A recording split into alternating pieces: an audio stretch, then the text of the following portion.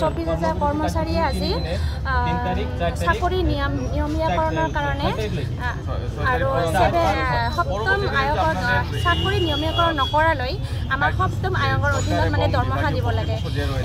এইবিলাক আমাৰ কিছুমান দীৰ্ঘদিনীয়া দাবী আছে। এইকাৰণে আজি আমি কৰ্মবিৰতি লৈছোঁ। আমি আজি অসমৰ আমাৰ ইয়াতে বুলি নহয়, সমগ্ৰ অসমৰ প্ৰতিখন ডিষ্ট্ৰিক্টৰ প্ৰতিখন হস্পিটেলতে আজি এই কাৰ্যসূচী মানে হাতত লৈছে।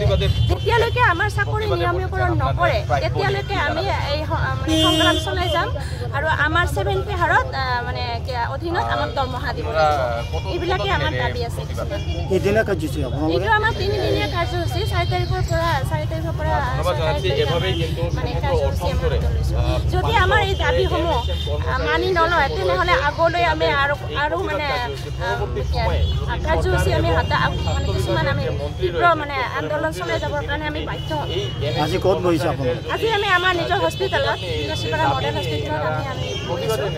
মানে আমি চবে একগোট হৈছোঁ। আমাৰ বিলাসীপাৰা হস্পিটেলৰ মানে NHM কৰ্মচাৰীসকলে চাকৰি নিয়মীয়াকৰণ আৰু যদি ইমান দিন লৈ আমাৰ চাকৰি নিয়মীয়াকৰণ নকৰে তেতিয়ালৈকে 7 পে হাৰত আমাক দৰমহা দিব। আজি ক'ত হৈ আছে?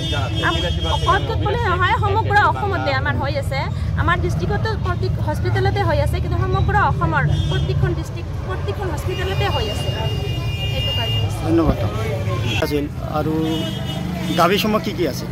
আমি 3 দিনৰ কাৰ্যসূচী পালন কৰি আছোঁ। আমাৰ দাবীসমূহ আছিল যে সমকামৰ দৰমহা দিব লাগে।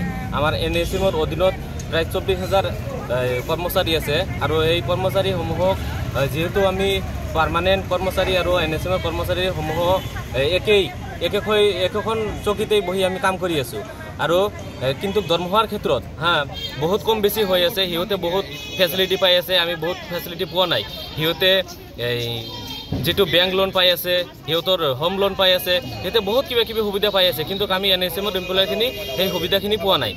তো আমাৰ দাবীসমূহ হৈছে যে যিহেতু আমি একেখন চকীতে বহি কাম কৰি আছোঁ, একেই কাম কৰি আছোঁ, যে দৰমহাৰ ক্ষেত্ৰত ইমান কম বেছি কিয়? আমাৰ সমকামৰ দৰমহা দিব লাগে আৰু যে স্পেচিয়েল ৰিক্ৰুটমেণ্টৰ দ্বাৰাই আমাৰ NHMৰ অধীনত যিমানখিনি কৰ্মচাৰী আছে সেইসমূহ পাৰ্মানেণ্ট কৰিব লাগে। যে আমাৰ হাইকোৰ্টৰ পৰা এটা অৰ্ডাৰ দিয়া আছিল 2013 চনতেই যে যেতিয়ালৈকে আমাৰ NHMৰ কৰ্মচাৰীসকলক পাৰ্মানেণ্ট কৰা নহয় তেতিয়ালৈকে সমকামৰ দৰমহা দিব লাগে।